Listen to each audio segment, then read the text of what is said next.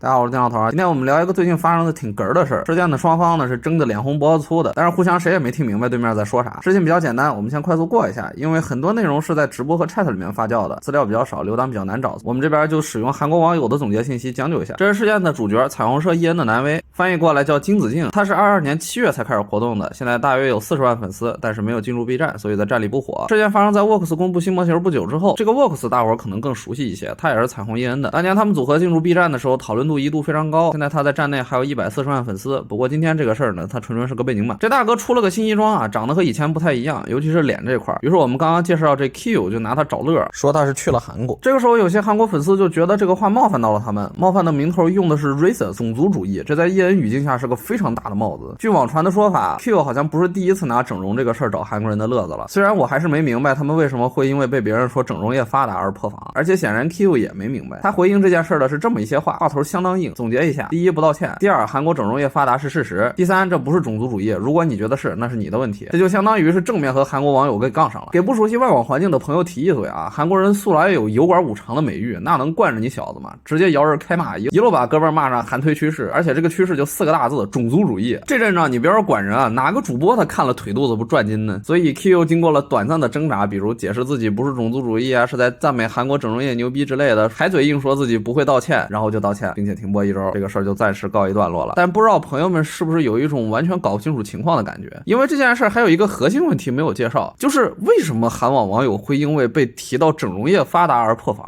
这个事儿呢，小编也不知道。为了查明事情的真相，我就去下面点开评论区了解一番，结果不看不要紧，一看更不要紧了。底下也是一堆外网网友在扣问号，我原本以为是国服落后了版本，所以我看不明白，闹半天原来是韩服特色。由于韩服 Pro 觉得我们非韩选手没有发言权啊，所以我们这边直接截取了他推特底下的各地网友的高赞发言，我们来看看韩服网友是怎么操作他们的。首先登场的是一名不善言辞的韩网网友，他内容洋洋洒洒的写了10几条啊，这边节省时间，我来给大家提炼一下他的核心观点。第一，韩国人并不以整容产业自豪，他们啊，至少这个博主自己觉得整容泛滥是一种社会问题啊。他这举了一个例子，就是说报纸经常会追着报道一些整容很多的人啊，或者说质疑哪个明星是不是整容了。如果这是一件好事，那他们为什么要盯着这些人报道呢？第二，一些韩国人经常被外国人问有没有整容，这件事本来就很烦。第三，主播其实只要说 Works 他是不是去整容了，根本不需要拐到韩国啊，这件事他就是故意的。虽然他写了10几条啊，但是我理解能力有限，我就提炼出这么3点比较核心的观点。虽然他的废话有点多，但确实是韩国网友在评论区里发表的逻辑链路比较清晰的一条评论了。结果没想到下面的外网网友根本不讲武德啊，上来没有讨论他说的这些问题，而是直接指出了一个根本性的分歧。兄弟，这不是种族主义，这是刻板印象呀。这个问题和我想的是一样的，我一开始看这个事儿我也觉得啊，这不是刻板印象吗？怎么会是种族主义呢？这一下把一个韩网网友给问红温了，他就回了一句：刻板印象就是种族主义。哎，于是呢，围绕着刻板印象和种族主义，各地粉丝开始在这条推特底下团建，有拉踩巴西的。老实说，我不知道这个地方用拉踩合不合适啊，大伙儿也可以把我说的拉踩理解为拉过来踩一脚的意思。有拉踩自己，但是还要拉法国人过来垫背的，还有如法笑话附近一定会出现的正米字旗人，还有米字旗人附近一定会出现的英式口音笑话，还有以子之矛攻子之盾的泰国人。大伙儿可以看看这条底下的发言，也倍儿有意思。还有拉踩美国人的，还有拉踩美国人的，还有拉踩英国人和美国人的，还有拉踩美国人的。各地网友就像那个倍儿讨厌的那种家长，围绕着这个话题不停的，哎，小韩，你看看人家小美，看看人家多宽容，那小美还能怎么办啊？对，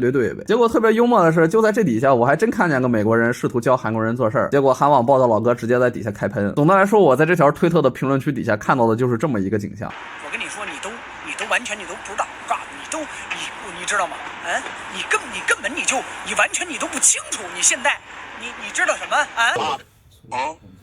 面对其他网友的拉踩，韩网粉丝除了刚才提到的那个老哥，基本上都是直接开摆啊，就是发表的都是这样的言论。说简单点，就是韩国人不懂种族主义，而其他人不懂韩国。所以两边虽然激烈的交换了意见，但实际上互相都没听明白对面在说啥，两边都是在虚空打靶。这个事儿呢，最后的问题恐怕还得找到主播身上。作为公众人物，在公开场合调侃另一个国家的刻板印象，本来也是一个不太合适的行为。尤其他调侃的对象韩国，在文化环境上根本就和艺人市场的传统大区，比如英美之类的西方国家有非常显著的不同，所以他在开这种跨文化区域玩笑的时候显得太不注意了，翻车也是一个正常现象。他选择了停播自诉1周，这是一个不轻不重的惩罚，与其说是惩罚，倒更像是避避风头。不过还是希望他能从里面吸取一些教训吧。那么这期视频就到这儿了，下次攒够一期素材，我们再接着吹牛逼。